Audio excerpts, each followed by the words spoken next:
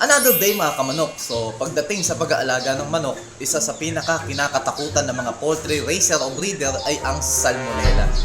Ang salmonella ay hindi lang ito basta sakit sa manok. Ito ay isang zoonotic disease. Ibig sabihin, maaari itong makahawa sa tao. Kaya naman napakahalagang alamin natin kung paano ito maiiwasan at paano ito lalabanan. Magbibigay po ako ng konting kaalaman para mapanatili nating ligtas ang iyong mga alaga, pati na rin ang iyong pamilya. Umpisahan po natin kung saan ba galing ang salmonella. So ang salmonella po ay isang uri ng bakterya na karaniwang naninirahan sa bituka ng mga hayop. Ang problema, madalas pong hindi nagpapakita ang sintomas sa manok kahit infected na sila o carriers. So maaari pong makuha ng mga manok ang bakterya sa pamamagitan ng number 1 po dyan ay kontaminadong pagkain at tubig. So mula sa mga dumi na humalo sa kanilang pagkain o inuman. So number 2, maruming kapaligiran. Ang dumi po ng manok ang pangunahing daanan ng bakterya. Kung basa at madumi ang kulungan, mas mabilis itong kumalat. So pangatlo po, wild birds at peste. Ang mga ligaw na ibon, daga, ipis ay madalas na tagapagdala po ng salmonella papasok sa ating poultry o kulungan. So number 4 po ay kapag stress. So kapag masyadong siksikan, mainit o kulang sa nutrisyon ng manok, bumababa po ang resistensya nila kaya madali silang tamaan. So dumako naman po tayo, paano may iwasan ng salmonella? So prevention is key. So sa mundo po ng pagmamanok, mas mura at mas madali pong umiwas kaysa magdamot. So pwede po natin gawin itong mga sasabihin ko. So ang numero 1 na dapat ginagawa natin ay biosecurity. So limitahan ng bisita, huwag hayaang pumasok sa kulungan ng mga taong hindi naman kailangan. So maglagay po tayo ng mga disinfectant sa pintuan natin o yung papasok natin sa ating manukan para bago tayo pumasok o ibang tao ay makapag-disinfectant o mga alcohol sa kamay o kaya pwede din sa paa, sa katawan. So yun po. Medyo OA po pero kailangan po kung talagang gusto nyo na makaligtas sa gantong mga sakit. So, peste control. Siguraduhin pong walang daga o ligaw na ibon na nakakapasok sa loob ng bahay ng ating mga manukan. So kung number 1 po ang biosecurity, number 2 naman po yung panatilihing tuyot ang kulungan. So ang bakterya ay mahilig sa mga basa at maduming dayami o ipa o yung sapin ng ating mga alagang manok. Siguraduhin po natin laging tuyo ang sahig at maayos ang ventilasyon. Number 3 po, malinis na inuman at pakain. Hugasan po natin araw-araw ang painuman. Huwag nating hayaang maging breeding ground ng mga bakterya ang tubig ng ating mga alagang manok. Number 4, bakuna. So kung sa bakuna ay hindi nyo alam kung paano, kumonsulta po tayo sa mga lokal na veterinaryo tungkol sa mga bakunang pwedeng ibigay sa inyong manok.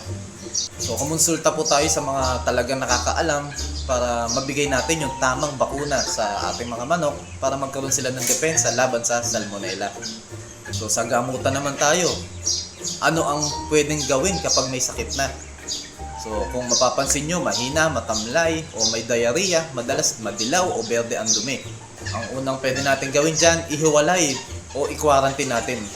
Ilipat natin yung mga may sakit sa ibang kulungan para hindi na makahawa sa iba. So, number 2 po, magbigay po tayo ng paunang lunas. So ano ba yung pwedeng paunang lunas na pwede kong i-recommenda? So pwede po natin bigyan ng Sulfar QR ng bottle cap. So ito na po ang peste buster, halos lahat ng sakit. So ito po ay merong paracetamol na. So sulfadiazine sodium at trimethoprim plus sulfachlorosin sodium.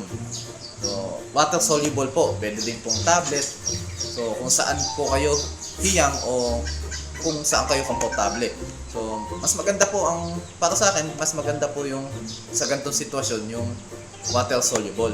Kasi pwede natin isama yan sa pagpatukan nila o gawin nating wet feeding para talaga ma-absorb ng kanilang katawan. Sulfur QR po.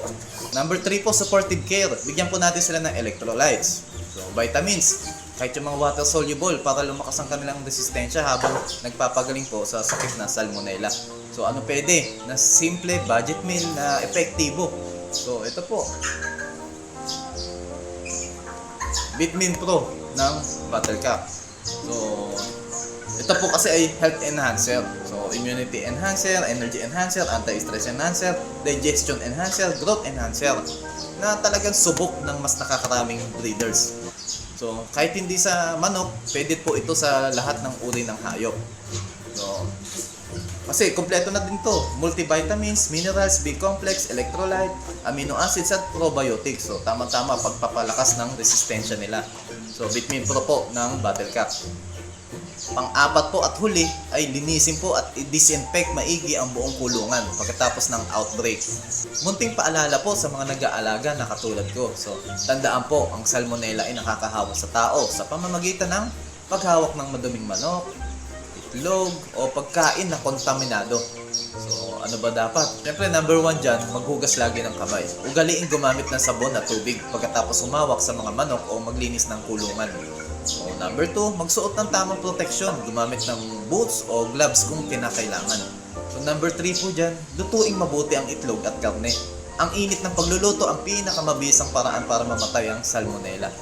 Lagi pong tandaan, ang pagiging responsable sa pag-aalaga ay hindi lang para sa kita, kundi para na rin sa kalusugan ng komunidad. So, kung may napansin kayong kakaiba sa iyong mga alaga, huwag mag-atubiling humingi ng tulong sa eksperto. So, yun lang po. Sana po nakatulong po ako o nakapagbigay ng konting kaalaman sa ating lahat. So, maraming salamat po. Happy breeding po sa lahat.